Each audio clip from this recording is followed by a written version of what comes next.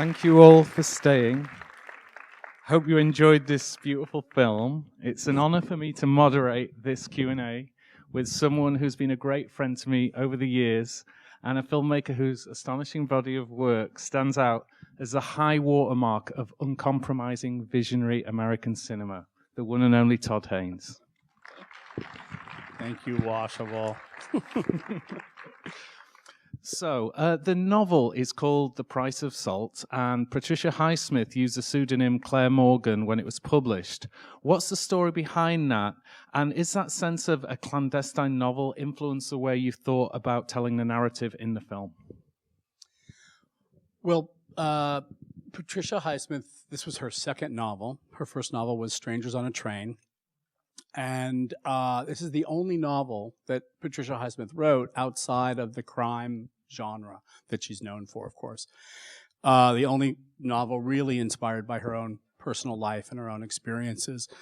But even after a pretty remarkable debut with Strangers on a Train and having sold it to Alfred Hitchcock, her publishers were, of course, quite nervous about the content of Price of Salt. And Harper's refused to publish it, and it was shopped around, and I think her agent said, really, what you need to do is not be associated with this novel directly. So she agreed to publish The Price of Salt under a pseudonym. And it, I think, fairly rapidly became a very legendary novel within lesbian fiction, and was known and kind of distinguished from the traditions of lesbian fiction for having this ending that was not punishing or punitive, as most lesbian fiction required, or publishers required of lesbian writers, that one of the characters everyone had to either convert to heterosexuality or go to a sanitarium or kill themselves or whatever. And she famously refused to do so in The Price of Salt, and it really made it a breakthrough, groundbreaking piece of work. Now when this came to me, this is the only film I've made so far that I haven't written myself or developed, but it had a very long prehistory, where many producers were, or at least two producers were involved in trying to get it off the ground. And finally it was Elizabeth Carlson, a British-based producer, and a really dear old friend of mine, and my producer of all my films, Christine Vachon. Liz and Christine are very old dear friends. I met Liz through Christine. Liz brought it to Kate Blanchett, and when they were looking for a director at a certain moment when a project of mine got postponed, they sent it to me, and I'd heard wind of the project through Sandy Powell, the costume designer.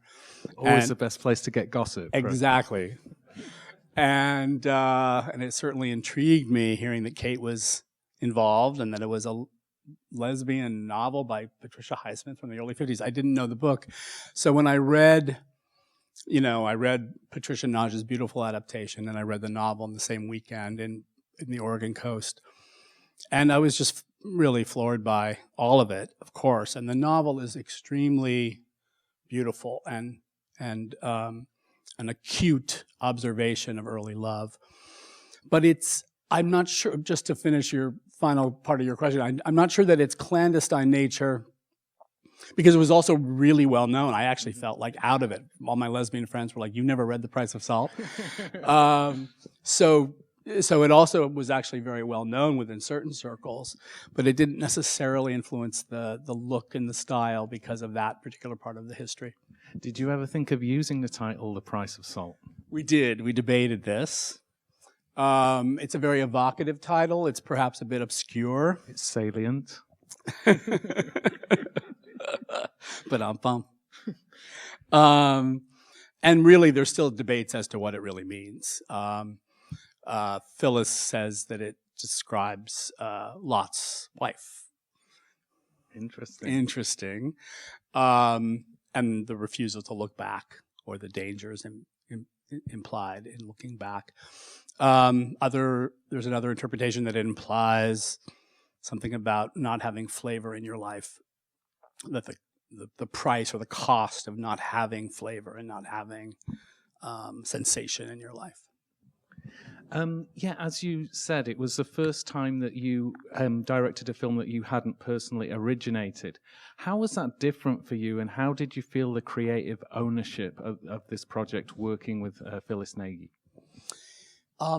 It was a really good and different experience. It was a new experience.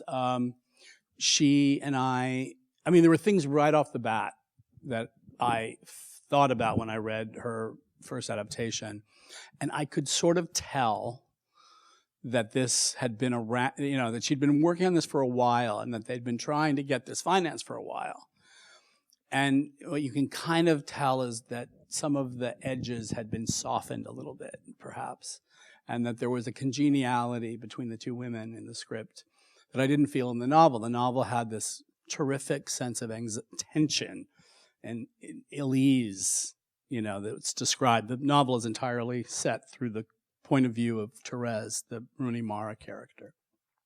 And I said to Phyllis, there are things in the novel that I would kind of love to talk about putting into the script. And she said, awesome, because she felt that, I think I sensed something that she had definitely experienced in the process of trying to get it made. The other thing that I thought about when I read it was it made me think about Brief Encounter, the beautiful David Lean film from the 40s that Noel Coward wrote.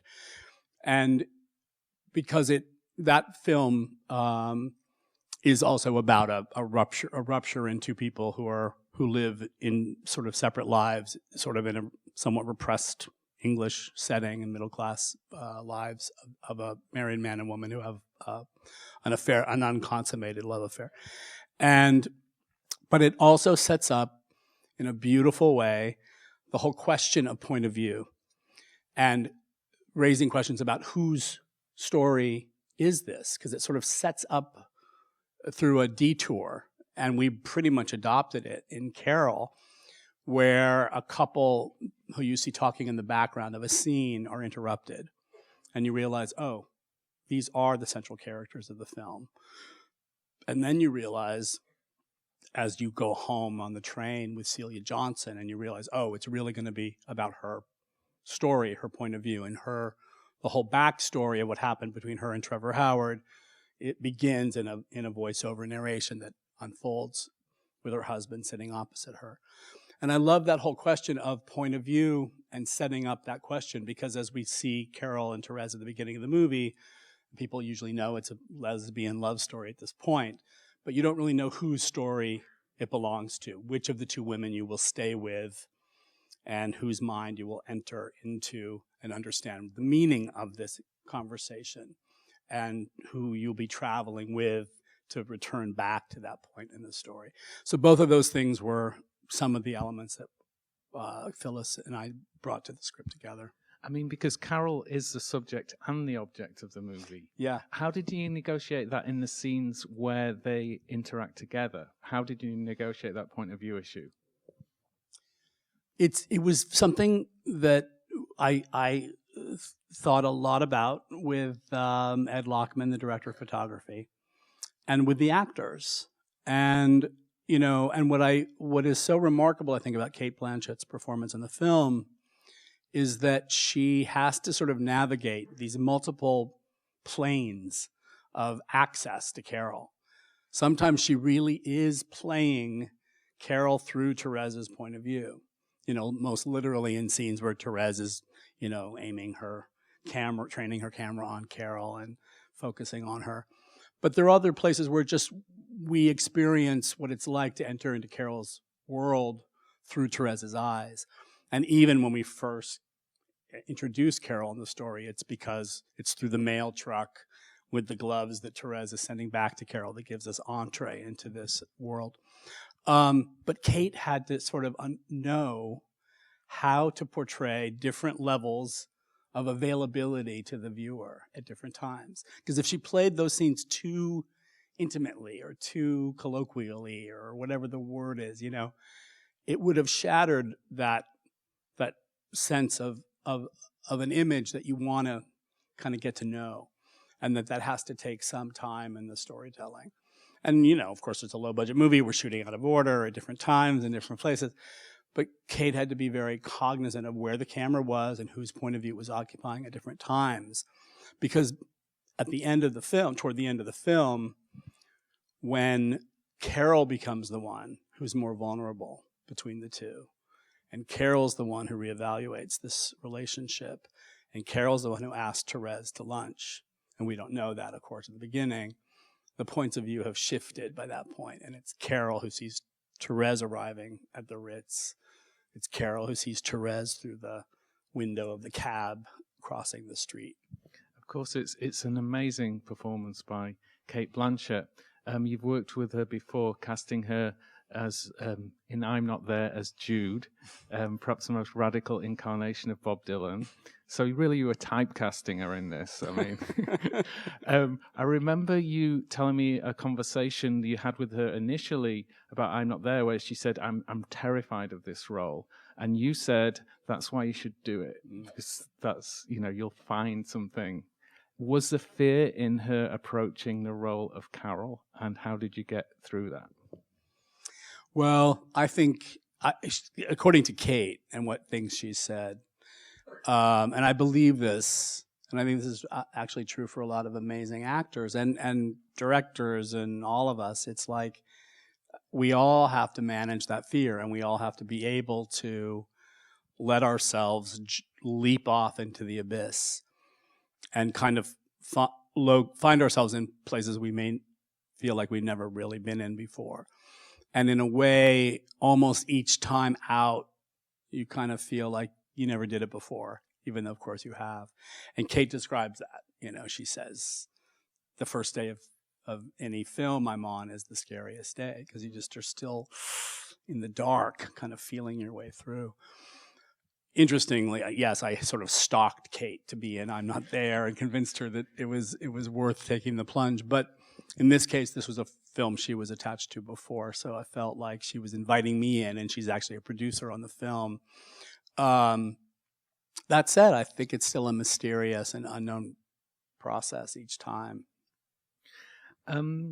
So you previously directed the film Far From Heaven with Julianne Moore, a wonderful film that also dealt with, you know, the 50s issues of taboo sexuality, yet the films could not be more different.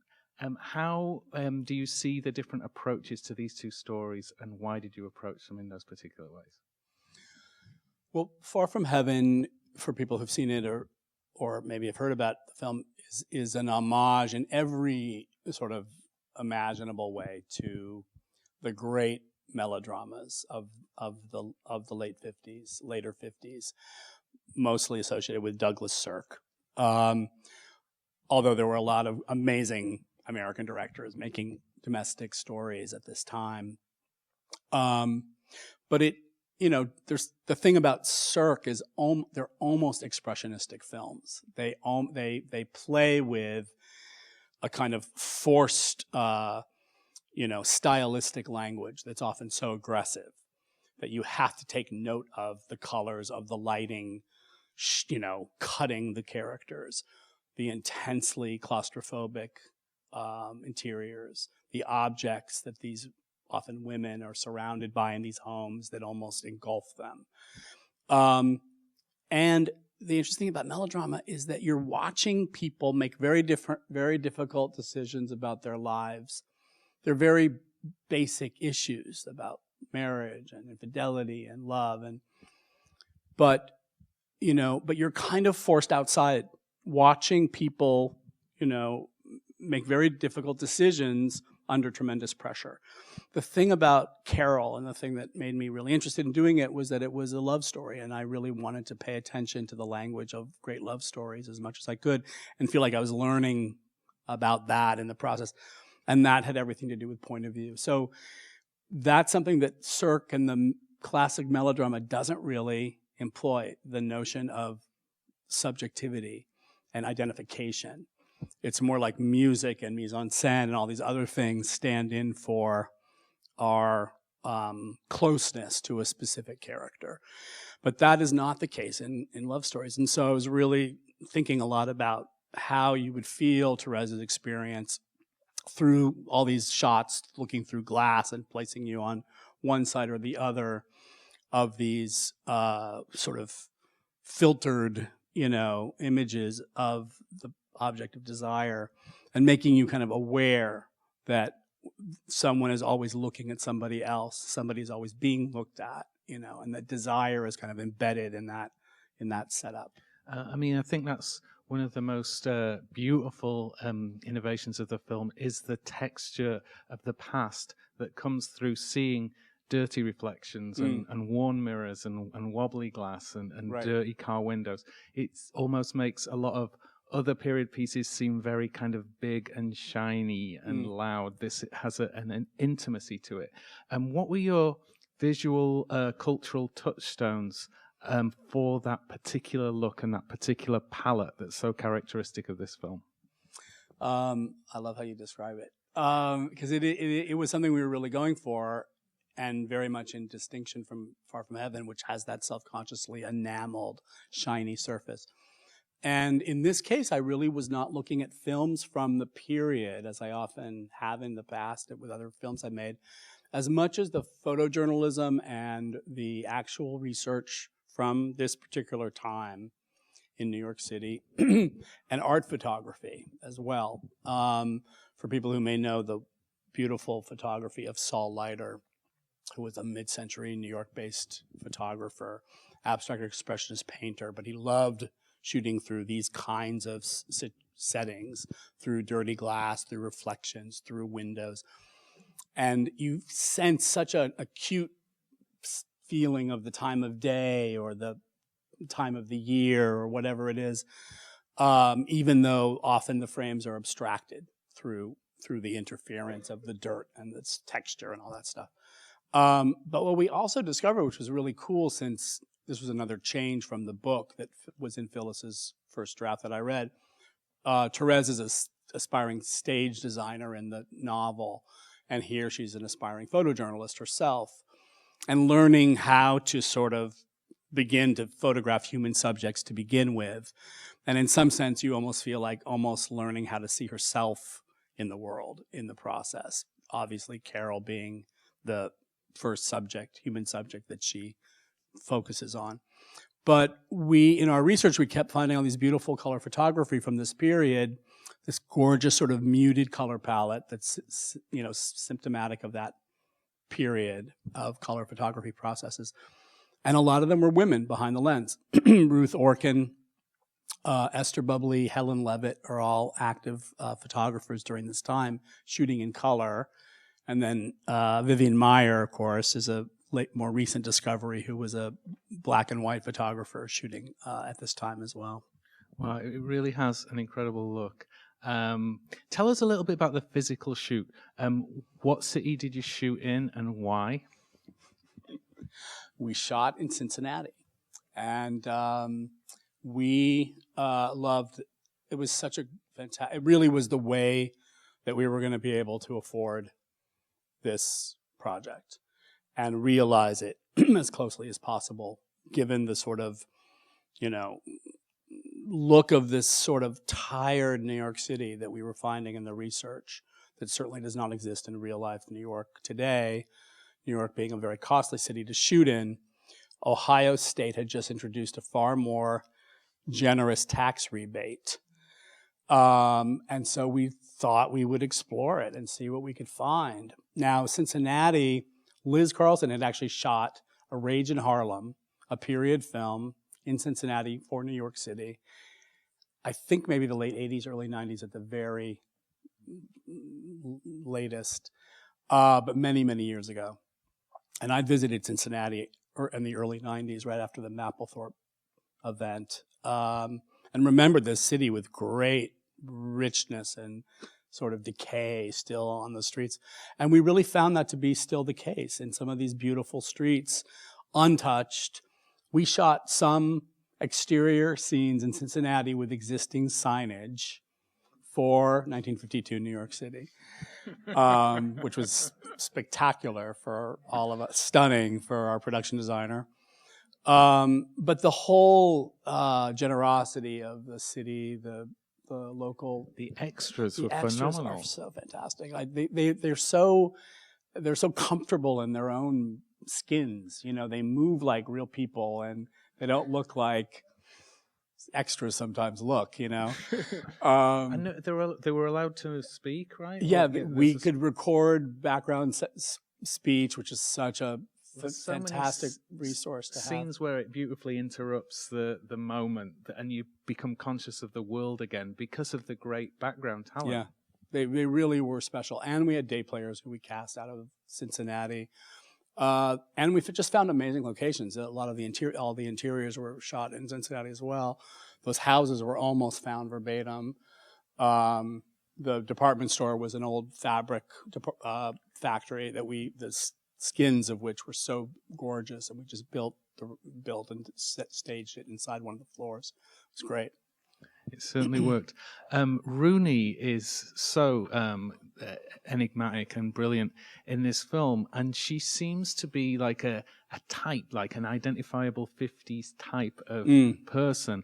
How did you decide on Rooney for the part, and how did you get into that character of Therese?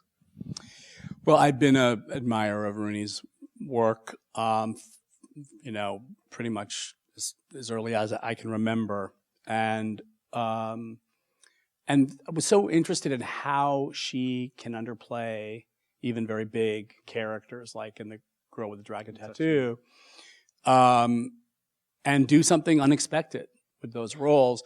And I just thought, wow, she could do something so interesting with this very simple story, and very accessible character and sort of universal character, and somebody sort of growing up right in front of our eyes through the course of these months. Heard great things about her from other directors I spoke to. But she, very much like Kate, treats her work with great seriousness, preparedness, attention to detail, worked with a voice coach in the little amount of time and money that we could afford to give her, or with a vocal coach.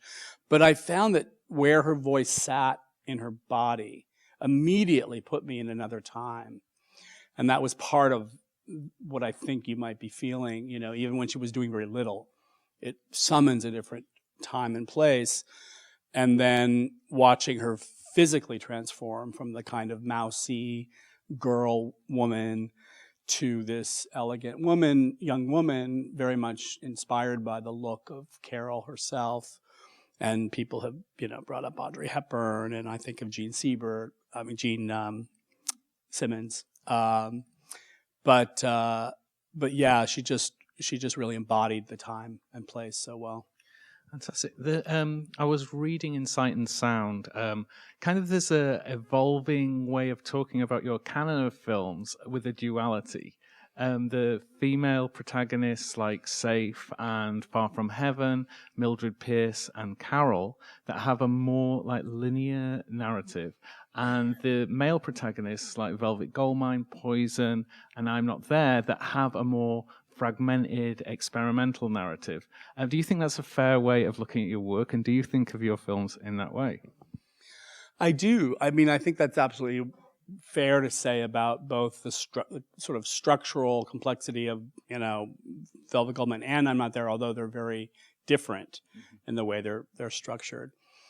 But I think I have to go back to Superstar, where they all combine. Where it all combines, it all is right? There, it's right? a pop culture. All the themes were about to be played out in that seed. But yes. It's the story of a woman in a domestic setting with an illness, and all of those elements. Superstar is my early film about Karen Carpenter that was told with Barbie dolls, and has been basically under legal suppression ever since it was made. In the VHS days, Superstar was kind of self-distributed by duplicating VHS copies. So people say, I got a third-generation copy. Right. Oh, I got a second-generation copy with this contest to get closer to the original. Hopefully one day. Someday. Come out. You shot this on film. You shot everything on film. But this was actually on 16mm film rather than 35. Why did you make that choice? And where the hell did you get it developed? I forget where we got it developed out of, actually. there was one lab, but I don't think it was in New York. Does anyone know where you can do 16 now? Come on, It's you guys. so hard. But no, Ed and I used 16 millimeter on Mildred Pierce, and Mildred Pierce is the HBO miniseries that I did before Carol, and the decision to do that on 16 was just thinking I'd never done something for broadcast before, and seeing even 35 millimeter negative film on HDTV. The speed of the stock and the lenses today are so sophisticated that you don't even see the grain, and it looks like it could be shot on digital. So we downgraded basically forced the grain element into that film, which was set in the Depression years of Los Angeles. And we loved it. And there was something very exciting about using the smaller format and having that little camera in this fairly lavish production for me, you know.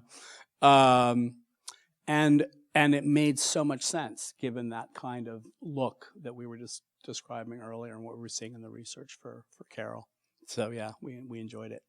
Would you ever consider working with digital, or is film just part of your We DNA? did. Ed and I used digital together on this short, the Stephen Sondheim documentary that I did, that's sort of a rock video with Jarvis Cocker. Singing the song "I'm Still Here," the Sondheim song, and it was fun. And we used the red camera, and it came. I thought it looked really beautiful, and you know, they're all tools, of course. I definitely have my lenient. I definitely love film and love shooting on film and love, you know, continuing to sort of force that technology to stay with us. And if there are any ways that direct, like Tarantino, who's shooting on 70 millimeter, and Weinstein Co. buying out, you know, 70 millimeter projection facilities so that the film can be shown on 70 millimeter across the country. All of these ways that we keep film, you know, celluloid alive in our practice, I think is not a bad instinct. Now, this year is the 20th anniversary of Killer Film, the company of Christine Vachon and Pam Koffler that has produced all of your films since Poison. They also made Boys Don't Cry, Hedwig and the Angry Inch, and a couple of films. Still Alice with me and Richard. And they started during the radical years of new queer cinema. What's changed in the last 20 years, and what stayed the same? And could Carol have been made 20 years ago, or did it have to wait until now? Well, that's a hard question to answer. It's 3 questions, actually. It's a big one. Because I just don't, because things have changed a great deal, obviously. And we, Christine and I, and sort of came of age in a very different time in film, and in very much with this, in this sort of specific culture of New York-based filmmaking during the AIDS crisis, and with a kind of with AIDS activism and a kind of cultural urgency to respond to that public health crisis through artistic means, driving the work that we were making at the very beginning, and that Christine continued to produce around that time. And this was dubbed by Be Rich the new queer cinema at the early 1990s. And the world's changed radically since those years, and of course almost entirely for the better with regard to HIV and AIDS, the ways gay and lesbian lives are valued and considered, the freedoms that we now enjoy. There's also things about, you know, years of activism and questioning of society and being forced into the margins of society, being forced to think critically about the status quo, that, you know, I value a great deal, and that we don't really see today in the same exact ways. So I feel very lucky that I lived through that time, survived that time, and made work during that time that defined all of us and what we did. I'm not sure what Carol would be if it came out during that time. You know, a lot of the work being associated with new queer cinema was challenging, form and not just content, but form and style as well. And there's something very classical and very, reverential, I think, about the style of Carol that looks back to classic traditions of love stories. And I love classic films, and they continue to inform me maybe more than anything else. So it was great to have that opportunity to do that now. I'm not sure if it would have had the same meaning or the space to be appreciated back then, but who knows? Well, this is winding up our Q&A now, but it's just a beautiful film, and every time I read a review, my heart swells because I'm so much, happy Wash. for the recognition this film is getting. Thank you, Todd. Thanks so much thank for you coming, all. you guys. Thank you.